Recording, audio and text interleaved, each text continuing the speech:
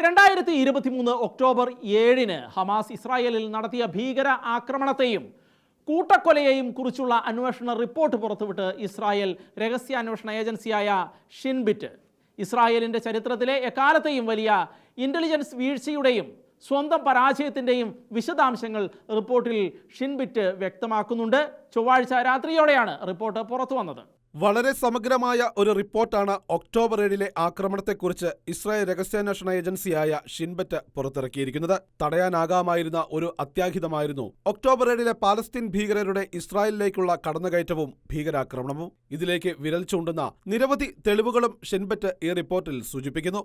അതിലേറ്റവും പ്രധാനപ്പെട്ടത് ഹമാസ് ആക്രമണത്തെക്കുറിച്ച് ഒരു മുന്നറിയിപ്പും രാജ്യത്തിന് നൽകിയില്ല എന്നതും ഹമാസിന്റെ നേതൃത്വത്തിലുള്ള അധിനിവേശം ചെറുക്കാൻ സൈന്യത്തിന് പെട്ടെന്ന് കഴിഞ്ഞില്ല എന്നുള്ളതുമാണ്.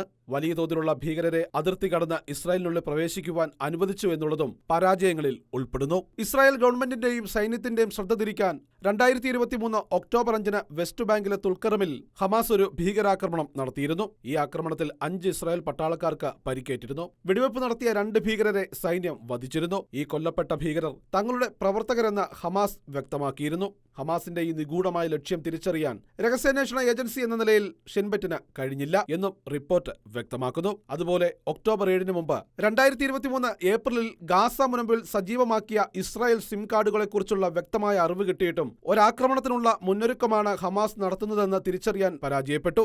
45 സിം കാർഡുകളാണ് അന്ന് ഗാസയിൽ ആക്ടിവേഷൻ ആയത്. 2022-ലും സമാനമായ സംഭവം ഗാസയിൽ നിന്നും ഇസ്രായേൽ സൈബർ വിങ്ങുകൾ കണ്ടെത്തിയിരുന്നു. അന്ന് 38 സിമ്മുകളായിരുന്നു പ്രവർത്തനക്ഷമമാക്കിയിരുന്നത്. പക്ഷേ 2022-ൽ അസ്വാഭാവികമായി ഒന്നും സംഭവിക്കാതിരുന്നതിനാൽ ബന്ധപ്പെട്ടവർ അതിന് വലിയ പ്രാധാന്യം കൊടുത്തില്ല. എങ്കിലും ഗാസ മുനമ്പിൽ ആക്ടിവേഷനായ ഇസ്രായേൽ സിമ്മുകളെ സംബന്ധിച്ച് ദേശീയ സുരക്ഷാ കൗൺസിലിനും ഇസ്രായേൽ പ്രതിരോധ സേനയ്ക്കും പോലീസിനും മുന്നറിയിപ്പ് നൽകിയിരുന്നതായും ഷിൻബറ്റ് വ്യക്തമാക്കുന്നു. ഗാസ അതിർത്തിയിൽ സുരക്ഷ നിർവഹിച്ചിരുന്ന തക്കീല റെജിമെന്റിൽ സൈനികർ താരതമ്യേന കുറവായിരുന്നത് ആക്രമണത്തിന്റെ രൂക്ഷത വർദ്ധിപ്പിച്ചു. കൂടാതെ ഒക്ടോബർ 7-ന്റെ തലേന്ന് ഗാസ അതിർത്തിയിലെ സെൻസറുകളിൽ നിന്നുള്ള മുന്നറിയിപ്പ് അവഗണിച്ചതും അതിർത്തിയിൽ അസാധാരണ പ്രവർത്തനങ്ങൾ നടക്കുന്നതായുള്ള സൂചനകൾ സൈന്യത്തിന് കൈമാറിയില്ല എന്നതും ഷിൻബറ്റ് അന്വേഷണത്തിൽ വ്യക്തമാക്കുന്നു. കൂടാതെ ഗാസയിൽ നിന്നും ഇസ്രായേൽ ആക്രമണത്തിന് ഷിയ സുന്നി ഭീകര സംഘടനകളുടെ ഏകോപനമുണ്ടായതും റിപ്പോർട്ടിൽ പറയുന്നു. ഒക്ടോബർ 7-ലെ ആക്രമണത്തിന് മുമ്പ് ഇറാന്റെ ഫണ്ടും ഖത്തർ ഉൾപ്പെടെയുള്ള രാജ്യങ്ങളുടെ സഹായവും ഹമാസിന് കൂടുതൽ ലഭിച്ചിരുന്നുവെന്നും 2023 അവധിക്കാലം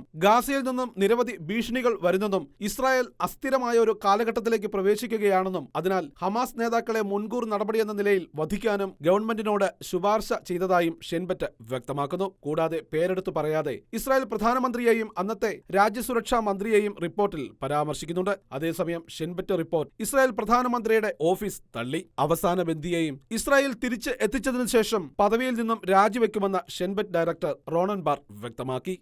ഇന്റർനാഷണൽ ഡെസ്ക്, ഷെക്കേന ന്യൂസ്.